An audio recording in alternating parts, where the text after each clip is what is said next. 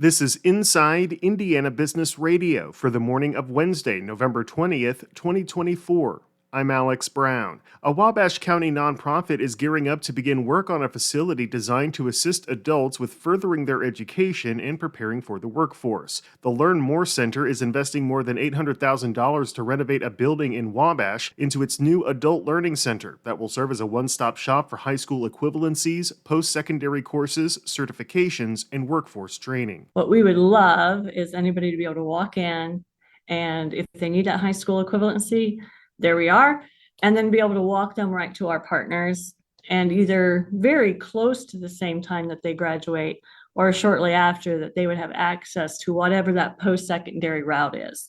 We have a lot of students that, you get that high school diploma, and that is a wonderful accomplishment.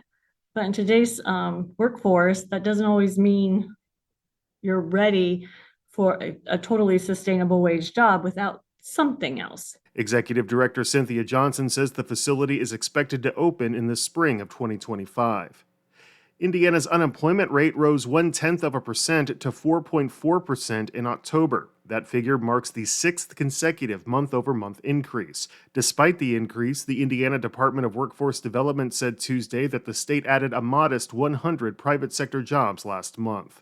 A company that provides operational support for automotive dealerships has opened its new headquarters in Fort Wayne. Time to Line Dealer Services invested $150,000 to renovate the former Menu Meats building and plans to bring about 30 new jobs to the area.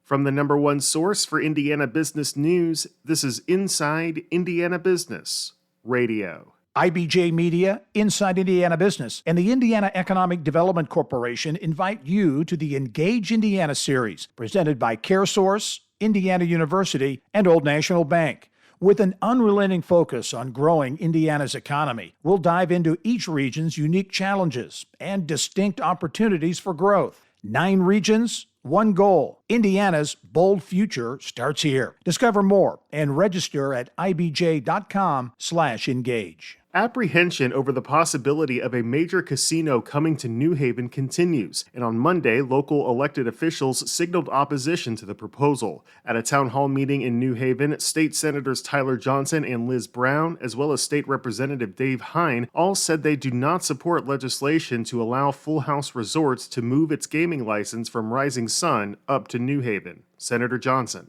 In my short legislative career, I've not really been for gambling. I have a pretty negative outlook on it. The opposition from local officials comes as Las Vegas-based Full House pushes ahead in its plans to build a $500 million casino and hotel off of Interstate 469 east of Fort Wayne. The gaming company's Rising Star Casino in far southeast Indiana is one of the lowest earning in the state, and Full House executives are pitching lawmakers on projections showing around $80 million in additional annual taxes if they greenlight the move.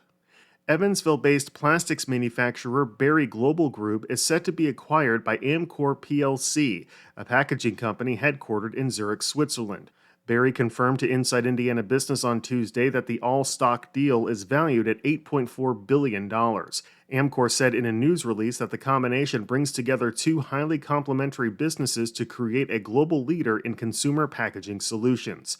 If the acquisition is approved, the combined company will retain the Amcor name, with its head office remaining in Zurich. However, Amcor noted that the company will maintain a significant presence in Evansville. The companies aim to close on the deal in mid-2025. Paramount Schools of Excellence founder Tommy Reddix is this week's guest on the Business and Beyond podcast with Gary Dick, presented by PNC, a weekly conversation with high-profile Hoosiers in business, sports and entertainment, and beyond. Available now from your favorite podcast provider. I'm Alex Brown for Inside Indiana Business Radio on Demand.